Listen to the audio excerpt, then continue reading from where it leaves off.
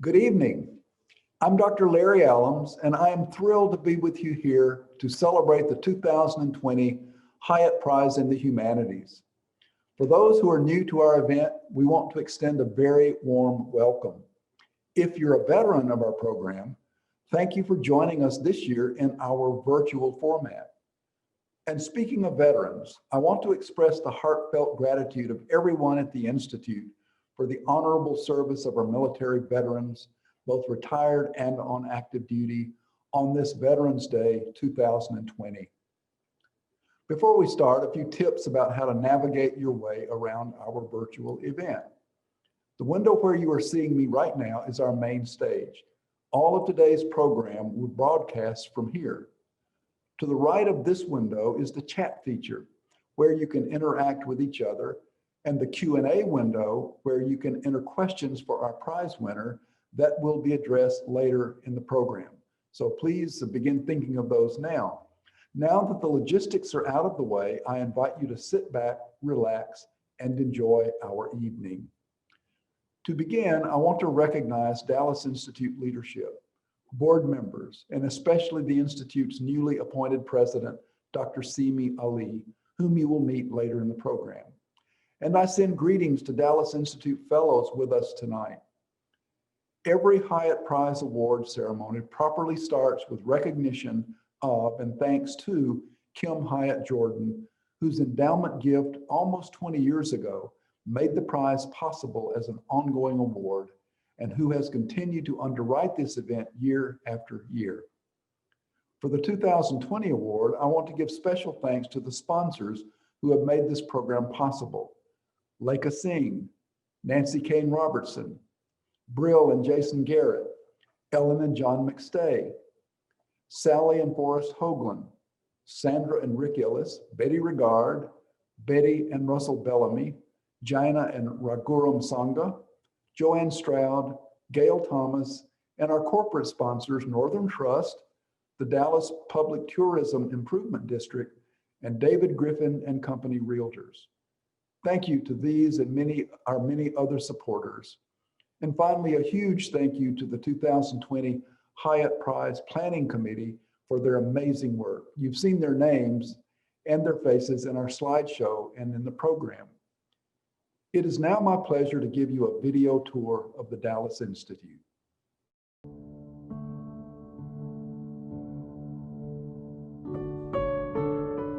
For 40 years, the Dallas Institute of Humanities and Culture has served as a nonprofit educational organization whose purpose is to enrich and deepen the practical life of the city with the wisdom and imagination of the humanities.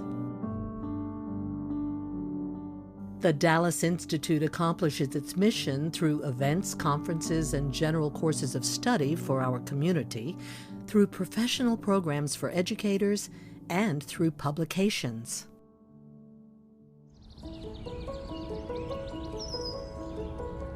The majority of our programming is conducted here, on campus, our unique oasis within Dallas's vibrant uptown. In 1980, the Dallas Institute purchased Thomas Hall, named after our founding director, Dr. Gail Thomas. Once an art gallery, this early 20th century prairie-style house is where our staff works and where we conduct programs in a number of spaces. Thomas Hall also houses our Louise and Donald Cowan Center for Education. In 1998, the building next door was donated to the Institute and became its conference center, the largest of all our campus spaces and the venue for numerous programs and productions over the years. We have recently received a major donation that will allow us in 2021 to renovate the conference center, which will be renamed Nancy Kane Robertson Hall, in honor of Dr. Nancy Kane Robertson. Tucked away near the back of campus is our charming Coeur Regard, named after principal donor Mrs. Betty Regard. Once a bookstore, the Coeur Regard is currently used as an area for specialty events, such as our Classics at Coeur Regard. Our latest architectural milestone is of what is now known as the Stroud House. Built in the late 1800s, this Victorian eclectic style house served as residence for several families and most recently functioned as a business as well, the Frame House. In 2014, the Dallas Institute purchased the house, and with generous donations from Dr. Joanne Stroud, Mrs. Betty Regard, and others, it has been completely transformed into an open space for learning, discussion, and of course, entertainment. Great lengths went into the renovations so as to keep its historical charm, but also to make it accessible to everyone. It is our pleasure to be hosting this year's Hyatt Award event from this breathtaking venue.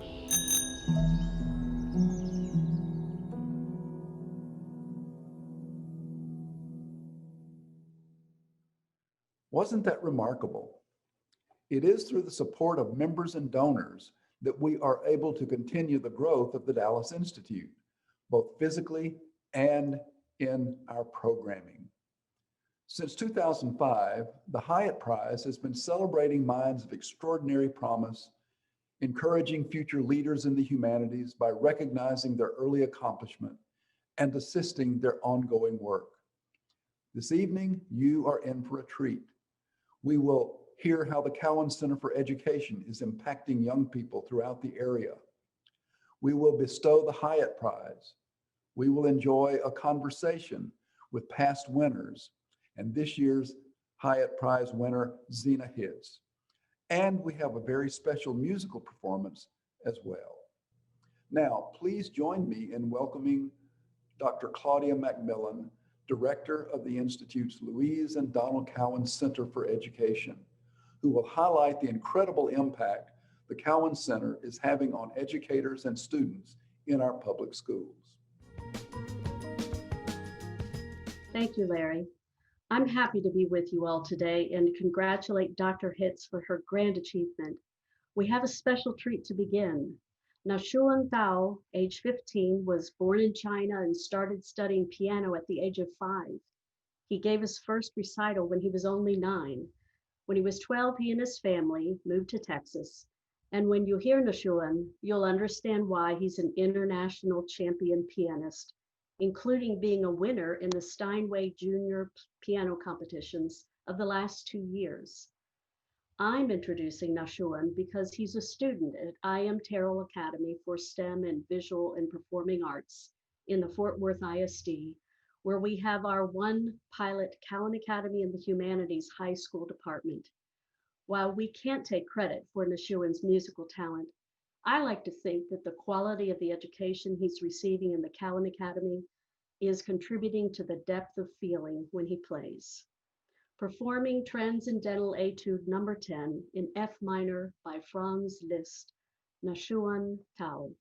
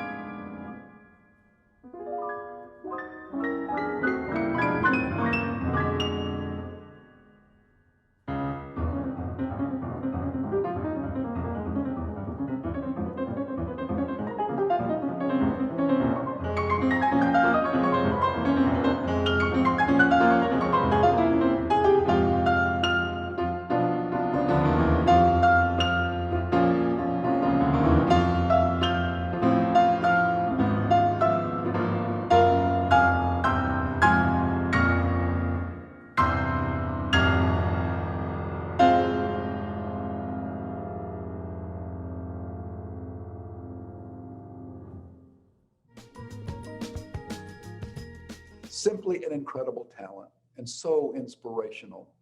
Thank you again to Nashuan Dao and the I Am Tarot program for this beautiful performance.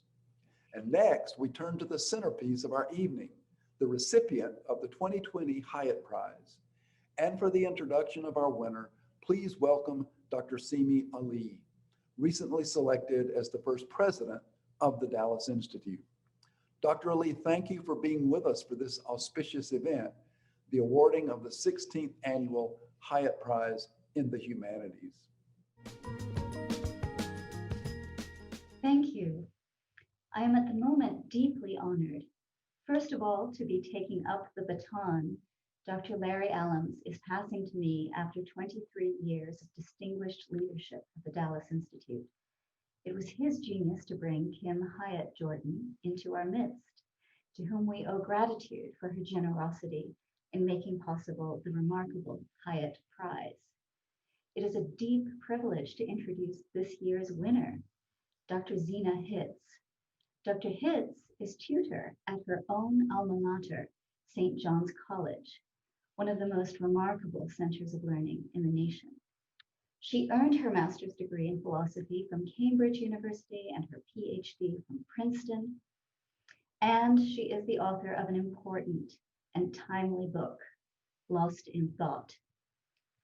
Her subject in the book is dear to our hearts at the Dallas Institute, the life of the mind, the inner life.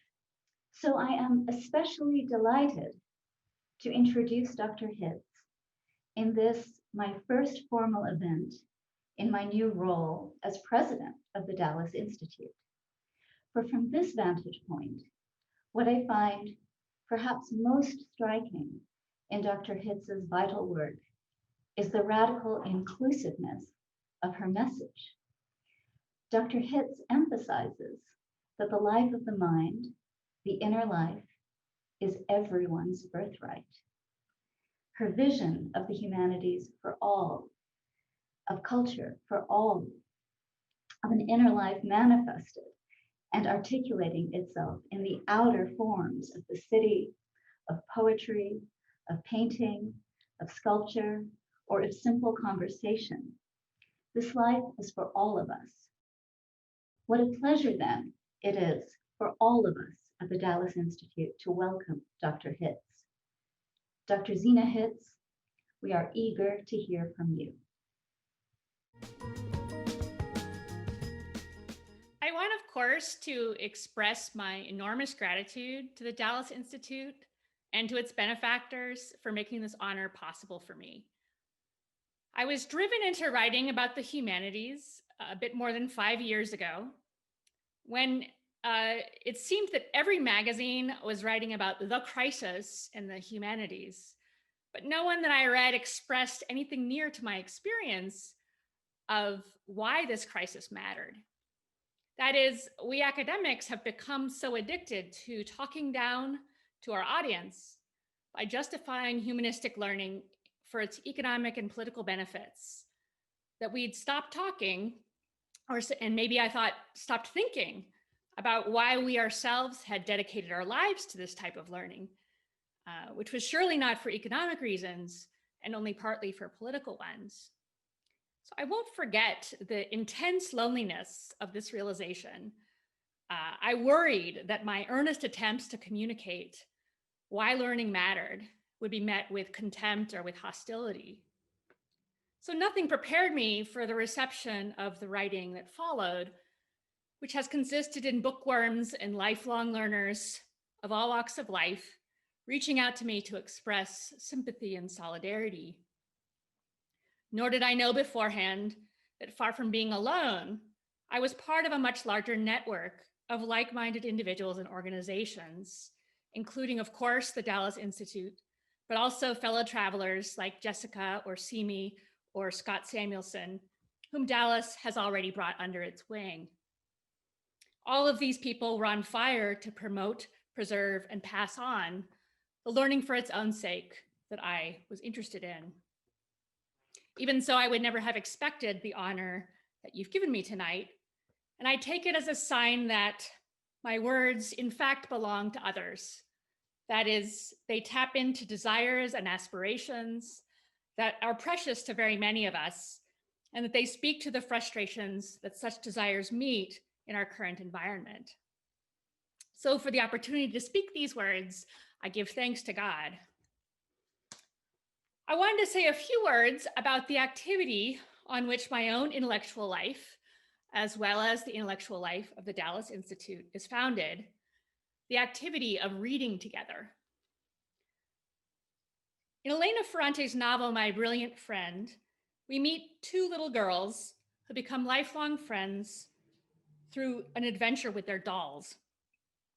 They live in the poverty and violence of Naples after the Second World War. School is their sole refuge, and their ambitious teacher seeks to prove that she and her students are the best of anyone.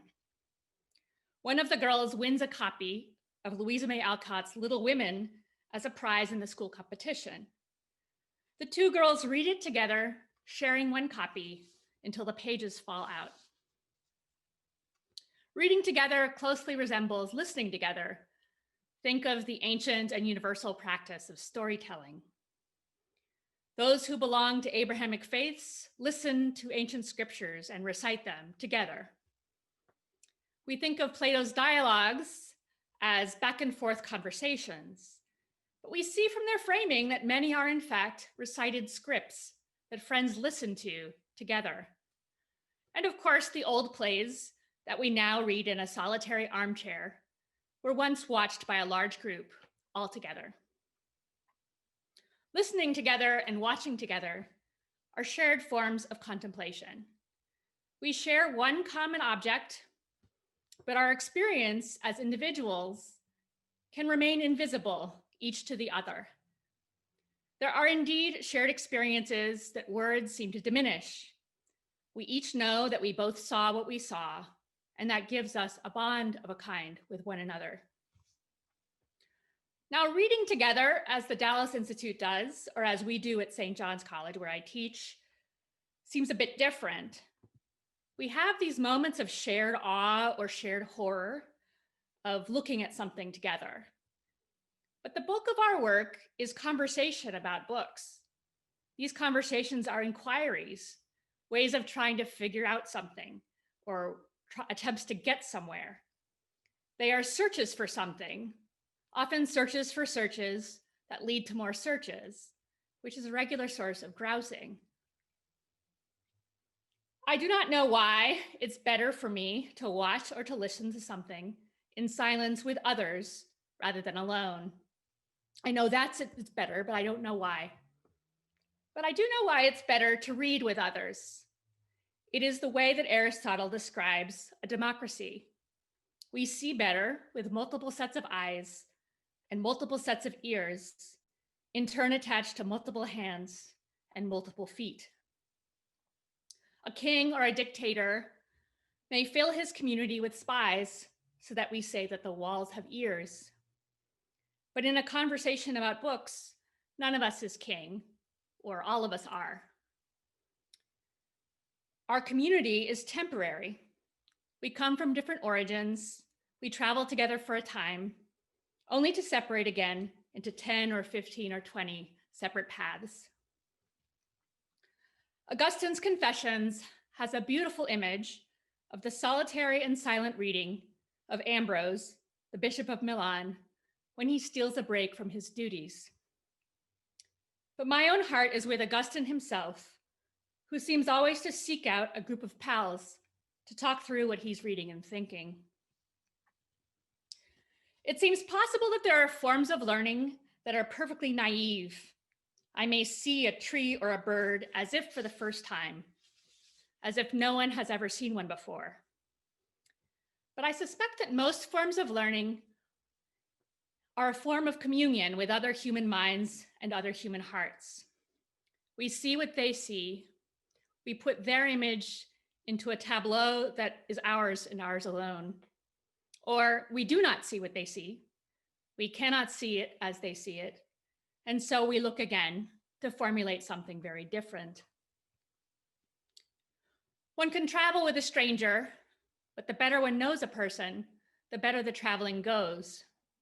One learns the other's distinctive interests and habits. One gets to know a whole way of seeing, hearing, thinking, and desiring, well beyond a list of sights seen in common. Reading together is a form of friendship, not necessarily an emotionally intimate one, and certainly compatible with the heights of irritation and annoyance. But its core is a shared activity to a shared purpose. We want to know one another and to be known, but we are too weak and too fragile to bear the direct, unmediated gaze of another human being. We look instead toward a third thing and see one another through our mutual seeing, as it were through the corners of our eyes. There's a discretion and a delicacy in that, it seems to me. I use the somewhat shop-worn image of fellow travelers because it seems to me exactly what's absent from our large-scale, spectacle-ridden culture of screens and shocks. Our words become disconnected from our mannerisms, our gestures, our posture, our gait, and our faces. We behold without friendship, and accordingly hear only validation or attack. We get trapped in exchanges that go nowhere. We are stuck. Absent a change, we are not going anywhere. The very most shop-worn image from the great books is Plato's cave. Socrates describes isolated prisoners, chained separately, watching the play of shadows on the walls. When someone leads another up and out of the cave, albeit kicking and screaming, it is the first that prisoner knows of another human being. We see the world, we see reality through and with one another. There is no other way. There are many paths to travel on to meet reality, but I'm not sure there are many paths better than old books. So please raise with me a toast to the work of seeing one another through old books and seeing the world through these books with one another. Thank you so much. Thank you, Zena, for an illuminating and insightful presentation. It's been a Hiett tradition since the first award in 2005 that I have a delightful privilege, and that is a brief conversation with each year's recipient, a tradition that you and I will continue now. And afterward, we'll entertain some questions that our audience might have. Your new book, Lost in Thought, to which you referred during your presentation, is laced through with provocative passages intended to make your readers think about or rethink about a way of life that has been discredited, if not held in contempt, in our time. In the few minutes we have together, I'm going to pull out some of those passages and ask you to comment on them. First, a recurring phrase in your book is professional intellectual. And in the prologue, you write, "My life as a professional intellectual had its roots in my childhood. Childhood was filled with books and conversations and thinking and a commitment to leisure." And you write, "I required no convincing to find that learning was a joy." And then you add this, "Not one piece of knowledge that we sought or acquired was useful for any purpose whatsoever." Should this not sound extreme to us?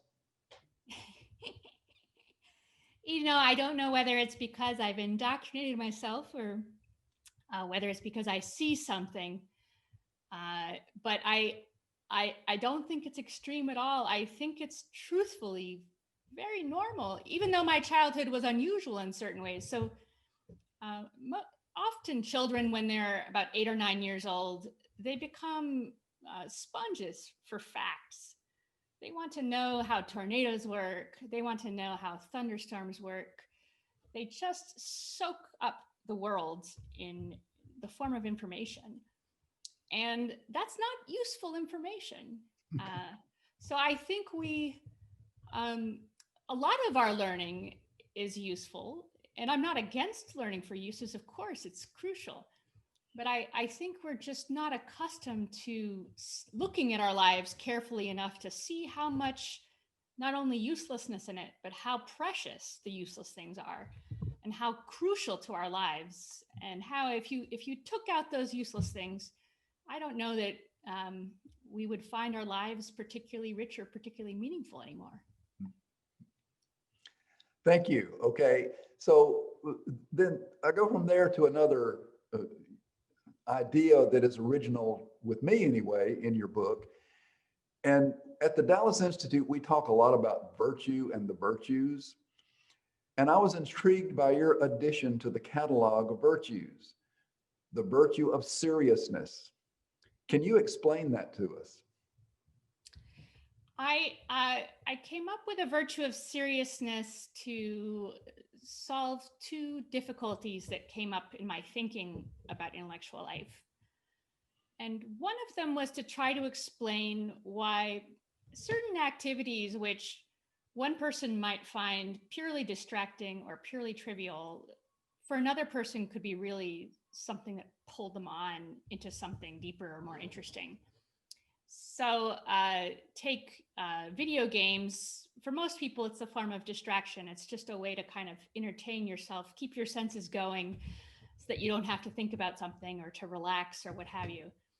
But there's a philosopher named T. Nguyen who just wrote a book about games and how interesting they are and how they're a form of creativity and how they're a form of play. This is someone who used their time in games and burrowed past it and looked at something human and universal in it. And that's the virtue of seriousness. It's a drive to get to the deeper things, the better things, the truer things, the more universal things. And it explains not only cases like that, but also I was thinking about someone like Dorothy Day, who takes books extremely seriously, takes her life very seriously. The books she reads, sometimes they're good and sometimes they're a bit potboiler, thriller sort type things. But she reads them with such seriousness. She brings such seriousness to it that she can work them into her life and grow from them. So it's a way of describing the virtue that I think we need to not dwell at the surfaces, not be satisfied with being distracted, not to settle for just having an opinion about something, but to always want more and always want to get to the depths of life and the depths of thinking. And that's why I came up with this way of thinking about a particular kind of intellectual excellence, a virtue of seriousness. So that virtue is now added to our list, and thank you for it. A common belief is that those who are habitually lost in thought, to use your title, seek to escape the real world. But you say, and I'm quoting now, that lovers of learning, in fact, seek after reality, more and more of it. Infused with seriousness, they seek to get to the bottom of life, to happiness, joy in the truth, or just plain truth if there is no joy in it. You're urging us to penetrate at the surface of things and learn to dwell there. Is that right? That's right. So I was concerned, of course, which many writers now are, and many thinkers about culture, with the world of social media, the world of sort of spectacle-driven politics. And it seems to me that intellectual life, studying, learning, thinking, even in the most casual ways, can take us past that and into spaces where where there's more rich food for us to eat on and grow from than that kind of junk food diet of a lot of our popular culture. Mm-hmm. You mentioned St. Augustine in your talk, and you spend a good bit of time with him in your book. And at one point, you dwell on his word curiositas, which you translate not as curiosity in our common understanding, but as love of spectacle. And you mentioned that when you were talking. I'd like for you to elaborate on that and talk about maybe the difference between the difference between curiosity in our common understanding and the love of spectacle. And why does the difference matter to one desiring to learn to live the intellectual life? Well, I think that there's a difficulty in Augustine, which is for someone like me, who, what do I think of? I think of as defending learning for its own sake. And I also love Augustine, and he's one of the great thinkers of all time, and wrote this wonderful intellectual autobiography, spiritual autobiography, The Confessions.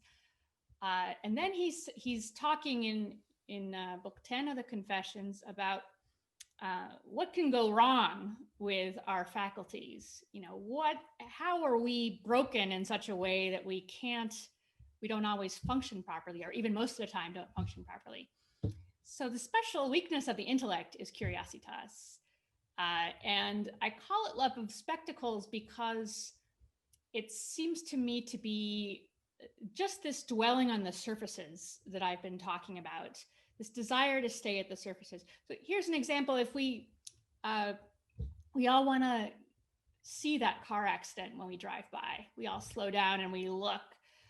Now, what that impulse to look looks a bit like a desire to learn, but you actually know what is going on in the car accident. There's nothing about seeing it that's going to teach you anything in those contexts. You always want to keep looking at it, no matter how many times you see it. So that to me is a sign that you're not really connecting with reality. You're not really learning. You're not really reaching onto things. You're not latching onto things. So my thought is that Augustine's trying to explain why we get caught at the surfaces of things. And he calls that knowledge for the sake of knowledge. So it also gets connected with being a know-it-all, people who like to gather knowledge for competitive reasons or to feel good about themselves. So it's anything that rests with the feelings or the experiences connected with knowing and learning, and not with their objects, the things that we want to understand or to care about or to absorb ourselves in. So I have time for one last question. And it's this: at the end of your book, the very end, you write this: one of the diseases of our spectacle-riddled culture, and you just talked about that, is that we forget that the invisible life has all the human splendor of the visible one, and often more. Okay, you've convinced me. Now, where and how do I begin to become lost in thought? Well, I suspect that most of the people who are watching and listening right now are Dallas Institute followers, so they're probably in 2 or 3 reading groups already. What I would normally say is, it's difficult to just pick up a really difficult, good book. It was always difficult, and we don't have the attention spans that we used to have for it. So I think the way to get lost in thought is to find a person or a couple of people to read something with, something that's a bit challenging. It doesn't have to be so challenging that you can't keep your eyes open, but just challenging enough that it really makes you think, and it throws you off kilter and draws you into something that you care about. And those other people are going to support you and be on their same journeys. And that was what I was trying to talk about in my little presentation, that learning and reading together is really the way to get lost in thought. So thank you. Thank you so much, Larry. Zena, it's been such a pleasure speaking with you, and I look forward to many more such occasions, because you're now a fellow of the Institute and thus part of the Institute family. We're going to have you back with us soon, next time I hope in person. I hope so too. Congratulations again on this award, and we look ahead to anticipate all you will accomplish in the future. And we do want everyone to know that your wise and marvelous book is available, and that there is a link in the chat to help folks find it quickly. It's always been a high point of my work at the Institute to talk with the Hiett Prize winner from year to year, and 2020 has been no exception. For the next few minutes, let's widen our conversation to include our audience members, whom we invite to submit questions for Zena via the Q&A window to the right of this window. And so I'm already seeing a couple of questions, and so I'm just going to go right into this. And this is a question, Zena, from Lekha Singh, who is a member of the Dallas Institute Board. Can you talk more about why the classics matter to an intellectual life? That's a great question. I think that the classics, and I'm not sure whether you mean the Greek and Roman classics or the just great books in general, the classics, cultural classics of various times and places. But either way, I think there is something really central and fundamental about reading old books, books which transmit the wisdom of the past, which are difficult in certain ways. Their language is not quite ours, their voices aren't quite ours, their worlds aren't quite ours. And yet there's that moment which we all recognize where you see what you have in common with this person who lived, 8,000 or 3,000 or 1,000 or 200 years ago. And I don't know about you, but I live for those moments. So it's the reading the classics has that, it's kind of my central example in a certain way, because it's such a paradigm for connecting with people of the past, connecting with other people in person, and because it's in a certain way the broadest of intellectual exercises, right? You can read and talk about almost anything. So that's the role I think that they play. It's a central role. It's not, you can lead an intellectual life by watching birds or doing mathematics, which doesn't involve the classics. So I want to include that, but I do think, the classics obviously have a special place in my heart. So I put them front and center, even if they're not the only gateway. And that's something that we understand very well here at the Dallas Institute, because we love the classics, Zena, always have. So here's another question. This is from Josh. Any thoughts about why we became so obsessed with things being useful? That's a hard question. There's a human instinct, I think, to avoid confronting our own emptiness, confronting very difficult or fundamental questions. It's a bit like the moment before jumping into deep water. There's a kind of paralyzing fear. And to avoid that, I think a lot of times we get preoccupied with practical matters. But I also think that's, I think, more universal. That's human, to just get preoccupied with the practical, to kind of absorb yourself and keep yourself away from the difficult things that you might be more meaningful to you, but which are costly to confront.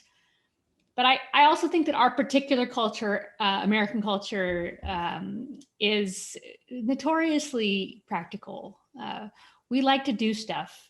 We like to get somewhere. We like to climb socially. We like to make more money. And there's many beautiful, wonderful things about that. I love being from the US. I love being American.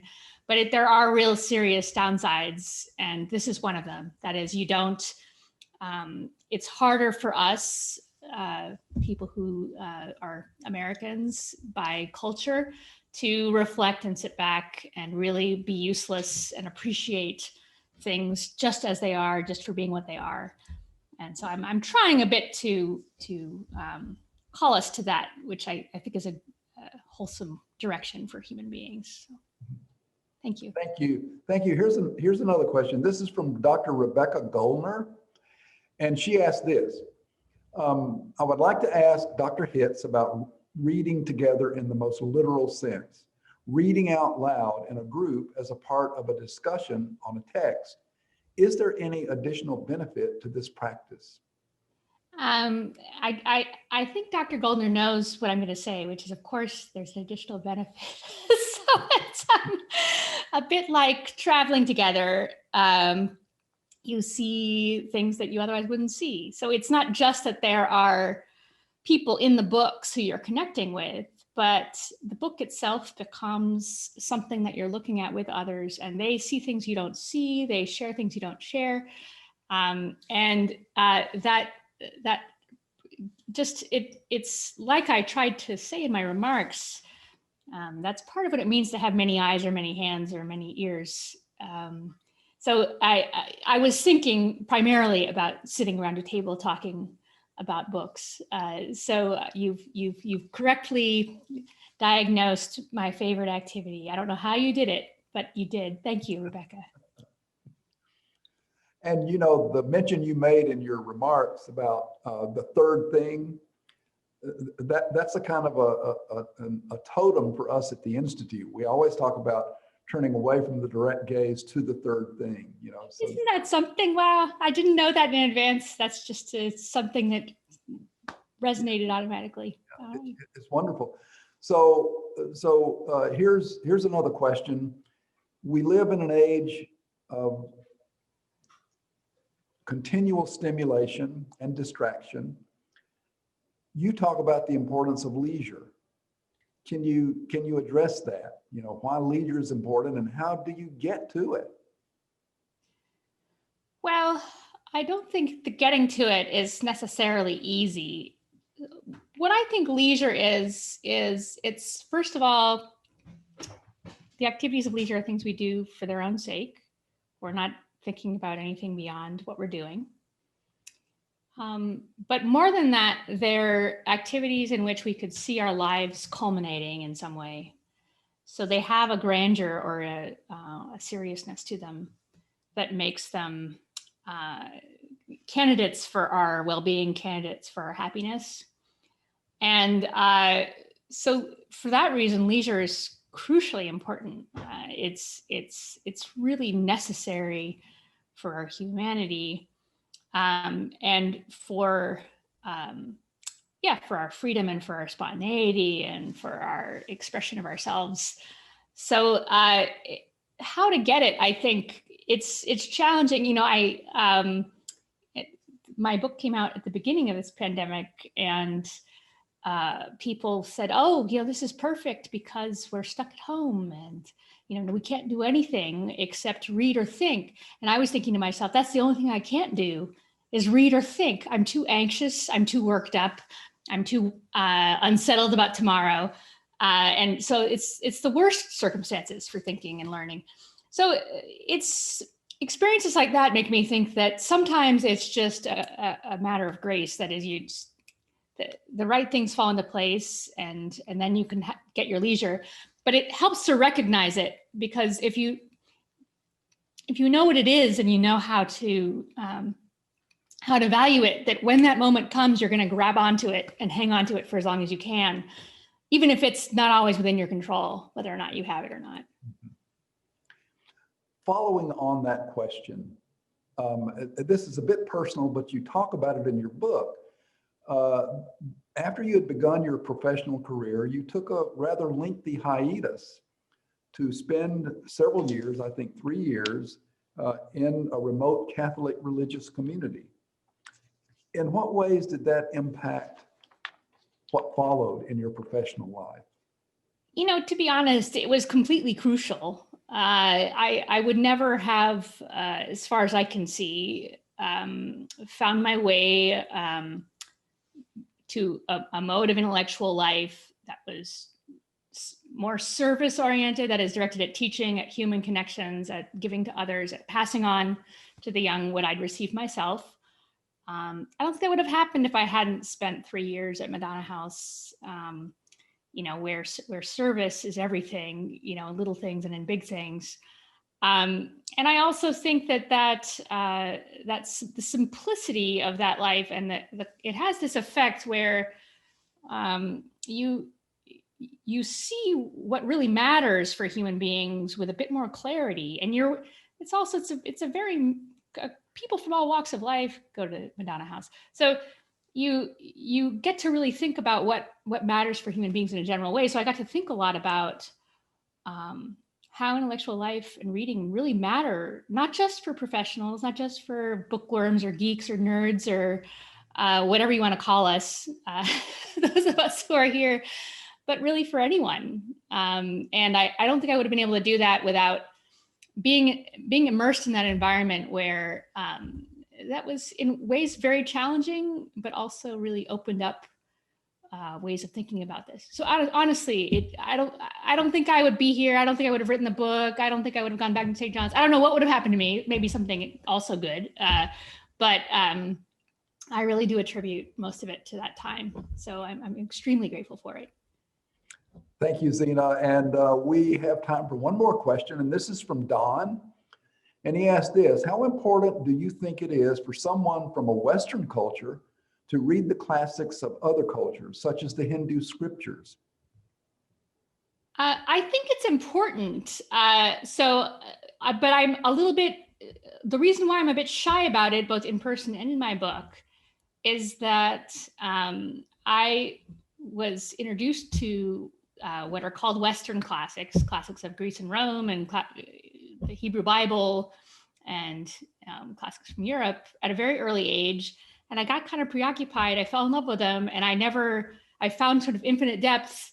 And so I still, even though I'm middle-aged, have not found the time and the energy to do justice to these other cultures, which I know are rich and deep, just as the culture that I have been trained in and educated in.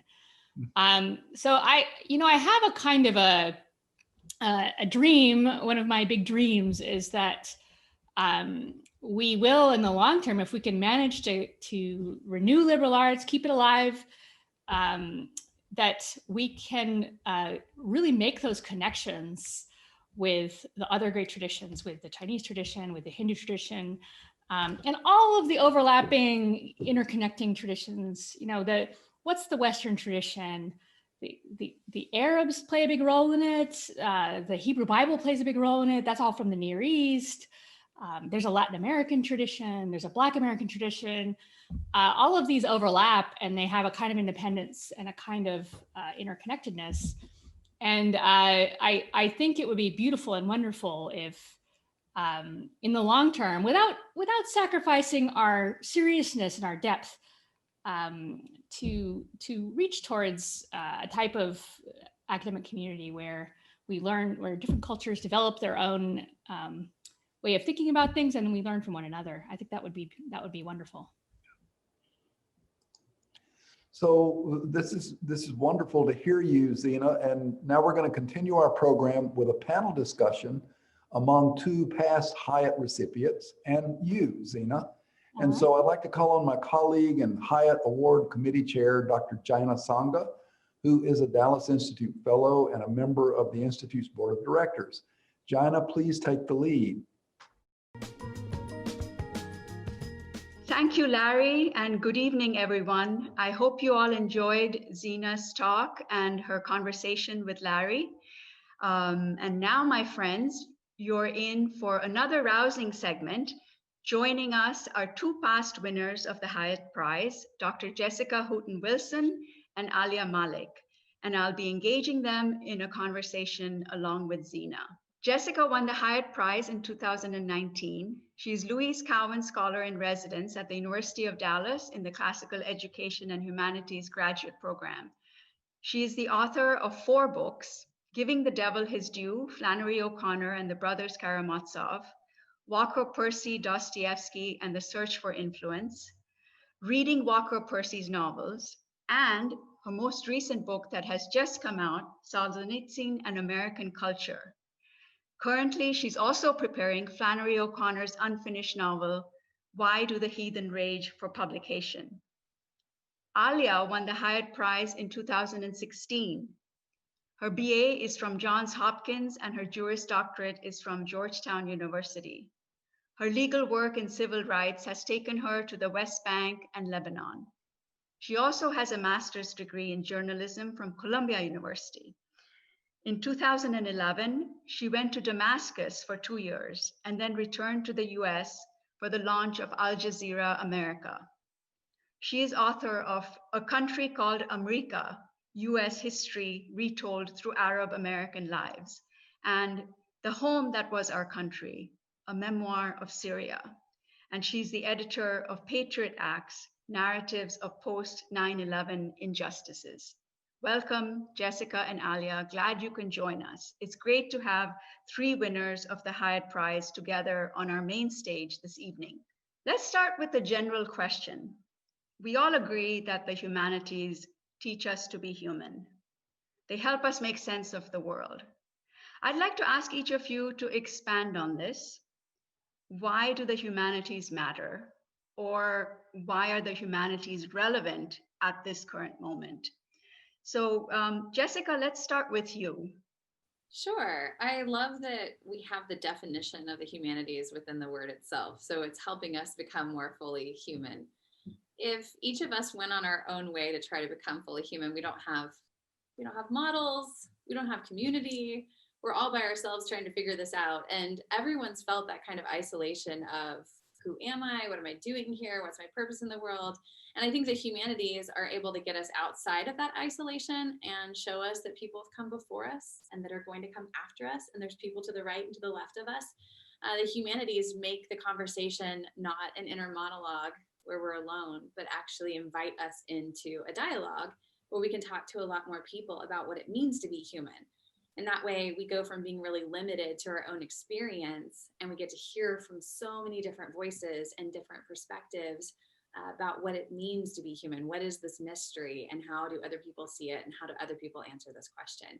So it really is kind of an invitation to more eyes and a greater perspective. Thank you. Alia, let's go to you next. Hi, everybody. Congratulations, Zena, Mabruk, and also Jessica belatedly. And hello, Dallas. I can't believe it was 4 years ago. It was, I don't know if you other folks know this, but the day I won the award or the day of the luncheon was the day after the election. Basically, they had to drag me out of my hotel room and out of my bathrobe. Anyway, I think given the way the past 4 years went since 2016, and since I got to win this wonderful prize, is that I think there are a lot of questions now as how we got to this moment, specifically in the United States, I mean, also globally, but if we want to talk, especially now, especially in the wake of another election. And you know, rather than talk about theoretically, I think there's no way to understand how we got here or to navigate our way out of this without the humanities. But that being said, it has to be a humanities that is diverse and reflective of the different perspectives that are out there, and one that really has to be critical and uncomfortable. And when I say that, I mean one that's willing to examine itself and how it has produced knowledge and the knowledge that it has elevated in these times, because that's part of the reasons, or part of the failures in that, I would say, are some of the reasons that we find ourselves where we do today. Thank you, Alia. And yes, I remember the 2016 very well, and I wasn't going to bring that up in your introduction because I didn't want to remind you of that time, but I'm glad you brought it up. So Zena, let's go to you next. Well, it's a wonderful question, and I've answered it in ways that were closer to Jessica's most of the time. I think that there's something timelessly valuable about the humanities, and that these questions have to be worked through for each of us individually in every generation in response to the particular challenges that a particular generation has. The one thing I think I would add now that maybe doesn't come out in my book, but something I've been thinking a lot about is, in response to this question, what about this current moment? And I think that we're losing in the US a bit of our egalitarianism and our individualism in a way that I think is bad. And we think of learning, our learning is increasingly designed by experts for purposes that are not necessarily humane or not necessarily to the common good. And I think it's really crucial to fight for the humanities now, so that each of us can be a member of a community of something like equals, where we think about the terms in which we want to approach the world, value the world. We decide what information we want to act on. We think, in other words, independently of the powers that be. So that's what I think is especially pertinent right now, is the sense in which knowledge has become under the control of a few and needs to be taken back and given back to everyone, every human being, where it belongs. Yes, thank you. Thank you for that, Zena. Let's move on. All three of you are now fellows of the Dallas Institute. And of course, all three of you are world-class scholars in your own rights. So can you talk about some of the rewards or the gifts of an intellectual life? And Jessica, let's start with you again. I'm going to sound a lot smarter if you don't start with me every time. Because these are really good questions, but they do require thought. The rewards of an intellectual life. Well, I think of the intellectual life not just cognitively. For me, it has a lot to do with the imagination. So it has a lot to do with how I imagine, literally how I envision the world, how I image it. So the pleasures of the intellectual life are really imagining future and getting to see something that's not quite here yet. There's a lot more hope, I think, to the intellectual life, the way that I conceive of it, that seems to be missing in current conversations, because people are responding constantly to the moment and the activity of the moment, the headlines, the Twitter feed, whatever it is, it's very present. And the intellectual life allows me to step back a little bit from that and be able to see things in the future, to imagine something better than what we currently have, to imagine things from a higher perspective. So I think there's a lot of joy there, that it provides hope. It provides a way out of the despair when these moments feel heavy and feel overwhelming. And so getting the intellectual life for me, I think, gives me that virtue, or helps me cultivate that virtue. Okay, thank you. Alia? Well, I hate to disappoint, because, and I think this is what has made me an aberration in terms of the prize winners, is that I'm not really an intellectual. I'm a lawyer turned journalist. I think, actually, this is, I mean, I hate to sully this conversation, but I don't really live an intellectual life. I live a journalistic life. But I think there are some commonalities in that, in the sense that I have the opportunity to walk with other people in lives that can be very much not like my own. And it's an opportunity to understand better what, the things that are happening at this sort of macro, geopolitical level, what that has meant for people in their lives. And obviously my work has focused on Syrians and then Syrian refugees, and a fate that, I have, of course, so much in common being a member of the Syrian diaspora myself, but, choosing to be in exile is very different than being forced into exile.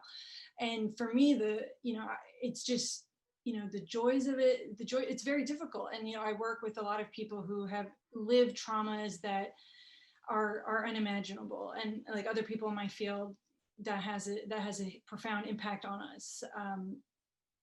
But it is also a profound privilege to, when you are granted this access, to spend this kind of time with people in their lives. And the Hiett Prize for me, or other residencies and fellowships, have allowed me to do very long-term and deep work.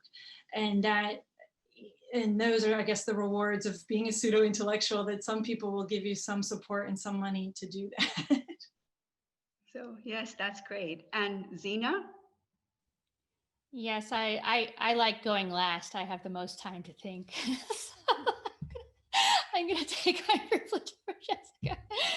I have two kinds of answers. I mean, not that I won't take long, but I think there's what being intellectual means for me personally, privately, so to speak, which is, I think, the same thing it does for anyone, which is it gives you a kind of refuge from whatever might be going on. We talk a lot about education for success and education for achievement and education for this and education for that. I think that's why when I first started to come across the stories of, say, political prisoners, tapping out poetry and Morse code through the walls of their prison, I thought to myself, oh yes, this is what intellectual life matters for. It matters when you have nothing else, nothing else. So that's true for me too. I was lucky when I was younger. I memorized a lot of poetry. It's with me now in various circumstances, and it's enormously consoling, and it's a resource for me to draw on when I think about the future or imagine it, just as Jessica said. I think the thing I also want to say, though, since you asked about we've been honored here by the Dallas Institute, and since we're world-class scholars, as you say, it's something I never call myself, but I understand. I do think that matters because it permits me and my fellow travelers to help other people develop these parts of themselves and find their way into these types of inquiry and these types of thinking. And I'm just enormously grateful and privileged to feel like I can be a part of something like that I can use whatever success I have in this endeavor to advance this for a variety of people, cultivated it in a broader swathe of people. And at a time like this, when the humanities are so endangered and embattled, I think it's even greater privilege than that. So I'm just thrilled to have this particular type of vocation. Okay, thank you.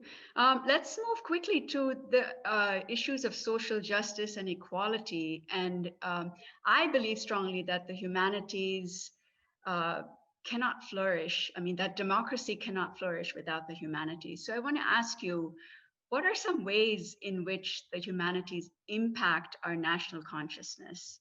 Alia, let's go with you first. Okay, well, take for example, an example that does not come strictly from the world of academia, but does come from the journalistic world. And think of the New York Times' 1619 project. I can think, and I don't, we can discuss it as a piece of historical work separately, but undoubtedly it has impacted the national consciousness in a way that I can't really think of something similar. It might have been also a matter of timing. This is a moment of racial reckoning. The ability to participate in the public discussions have been in some ways democratized because of social media. Also, everybody was at home, so in some ways, so people could take to the streets, sort of putting things on a national agenda, even though they might not necessarily have had access to the channels that would have put these topics on a national agenda.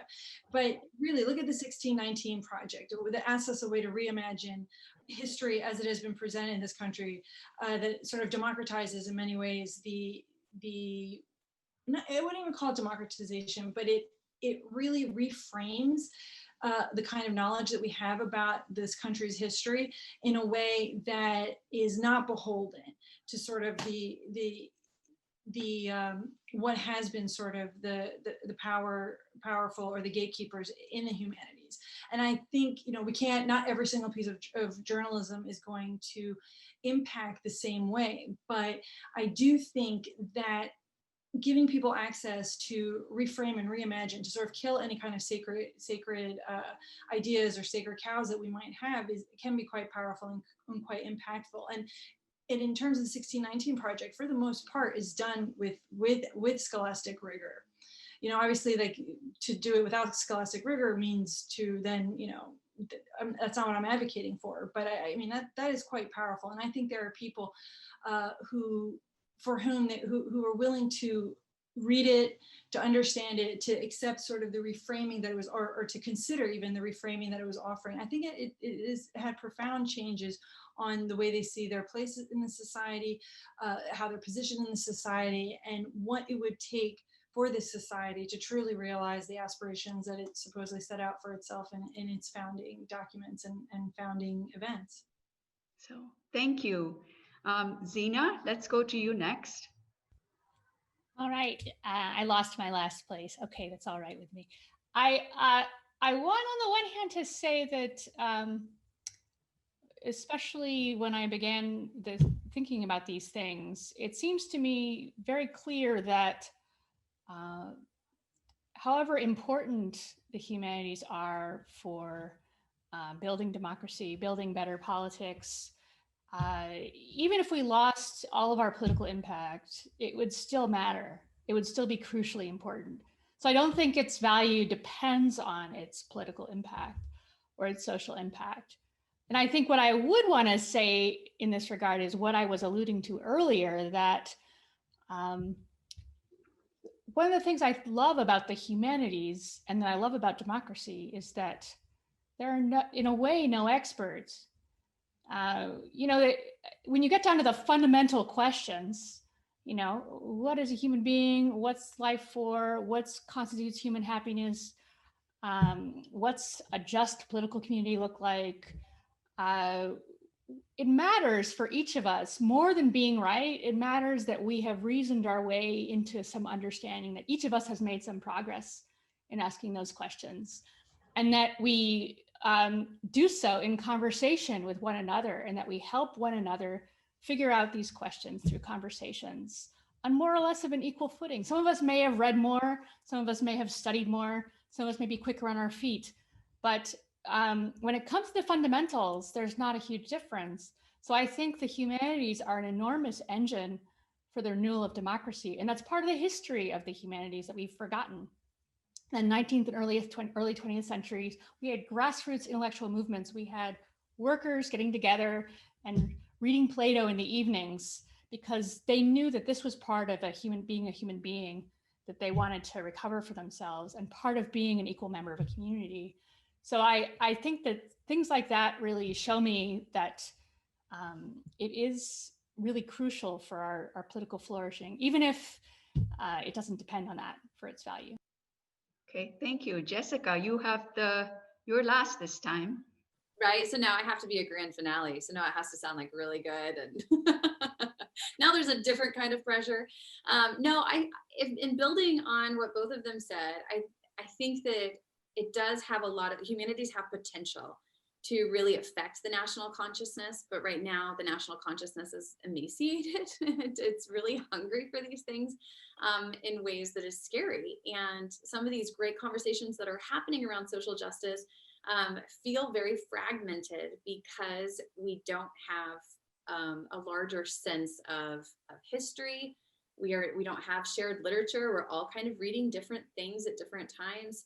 And not that we have to be reading all the same thing, but at the same time, you don't feel like people, they don't know Plato. They aren't reading Richard Wright. They don't have this kind of sense of the story that's been going on for a long time. So they're jumping into the conversation, as C.S. Lewis would say, like jumping in at 11 o'clock, but it started at 8. And so maybe we need to catch up with what happened between 8 and 11 so we can really have a vibrant conversation at 11, which is where we currently are.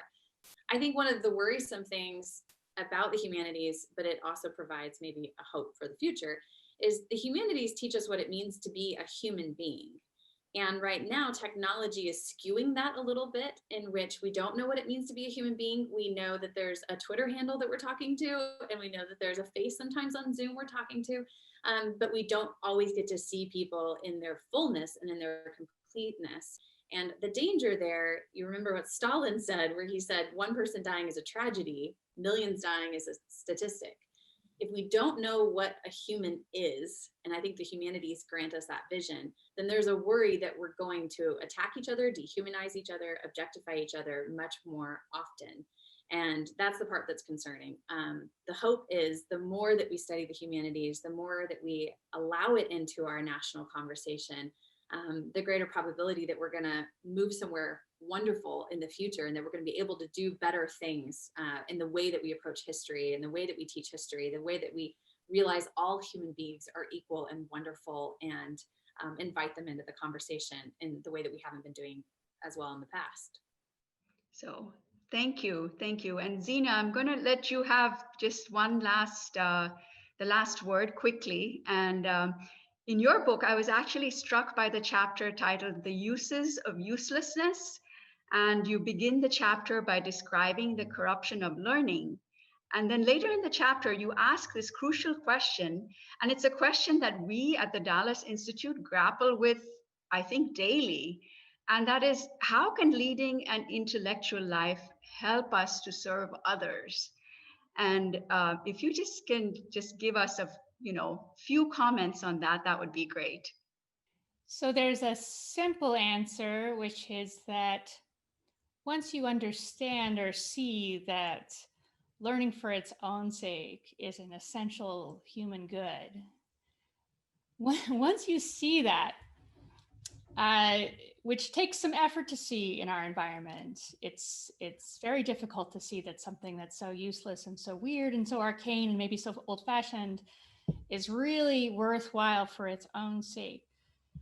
Then bringing that to others is an act of service. And by doing that, you are reaching out to your neighbor, you are providing as much as anyone who distributes, who helps people eat or gives people housing or gives people art and music, any other human need, you're doing that. So it's once you see that first thing, then you can see it.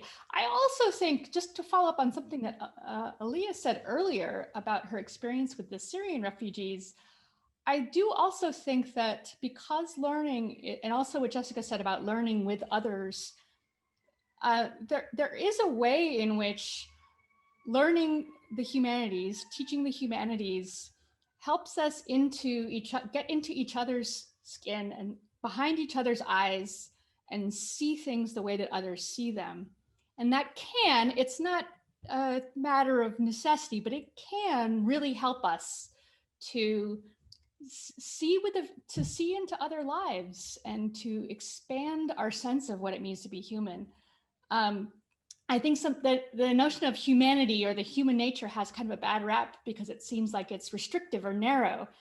But once we see that it's something which has infinite dimensions that we can never know too much about, I think that we can see how much a life of service and a life of learning can connect with one another and deepen one another.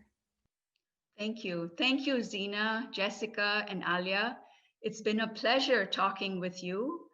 And now, everyone watching at home, it's time for awarding the trophy.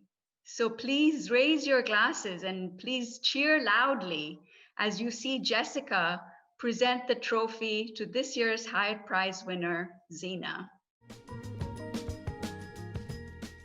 I don't know how Zena is feeling right now, but I know for me, when I received the prize last year, I was overcome with gratitude on a regular basis. I don't think that the magnitude of the prize quite set in until I was on the stage, almost in tears, just thinking about this gift that it is, as you've said, Zena, in your own work and your own writing, the gift and privilege it is, the intellectual life that we have, that we get to serve to others, that we are receiving things from others and then we get to pass them on. And I know that you live this out. Our current cultural moment too often forgets and has such a short memory that it needs constant reminding, but it needs reminding in such a way that people can hear truth with fresh ears and fresh eyes, see it again, these things that are eternal and universal. And I think you do that so well, that you are the kind of teacher that we need in this moment to remind us of the things that are always true and that are always good. And that you live out in your book and in the way that you teach and in the way that you open up these doors for people, this idea of the liberal arts being truly liberating and that they are freeing. This is going to sound like a weird comparison, but when I think of you, I think of Henry David Thoreau because I imagine how he went into the woods to live deliberately and suck all the marrow from life. When you're talking about the humanities, for you, they're not something that's dry and to the side of life. They're not marginal. There's something that really is sucking out the marrow of life. There's something that revives us and gives us life. And I think that you receiving this award is assurance that you will continue to do that for other people, that you will show them what it means to live life fully and to live it deliberately. I only wish that I could be there in person to raise a glass to you, to be able to hand you this award, to tell you how much I not only have this affection for you as a person, but also I am so honored by your vocation and by watching you at work. And I'm so grateful that you are this year's 2020 Hiett Prize winner. So with that, on behalf of the committee and the Dallas Institute of Humanities and Culture, I present you the award. Thank you so much. Thank you, Zena and Jessica, for that poignant passing of the torch from one Hyatt winner to the next. And thank you, Alia Malek, our 2016 winner, for also being with us. Zena is zooming in from Annapolis, Jessica from Siloam Springs, Arkansas, and Alia from Baltimore. And these Hiett Prize recipients are typical of our brilliant and dedicated winners throughout the years. And it's heartening to know, thanks to Kim Jordan's endowment gift, that such young people will continue to be recognized and assisted just when they need it most. As we've heard this evening from many voices, the role of the humanities is more vital today than ever before in bringing both eloquence and wisdom to a culture in desperate need of both. There are many minds and voices out there working tirelessly to keep the truths of the humanities visible and relevant in classrooms, in books, in public platforms and venues. And I would like to end our evening together by mentioning three of them. This year's Hyatt judges, Institute Fellows all, Dr. Sudeshna Bakshi-Lahiri, Dr. Dennis Slattery, and Dr. Dan Russ, who together dealt admirably and wisely with what was a very, very strong field of Hyatt finalists. And finally, there is still time to add your support for the Dallas Institute and to help us continue programs like this one by clicking the link in the chat window. Thank you again for joining us, and we look forward to your participation in other programs with the Dallas Institute. Good evening.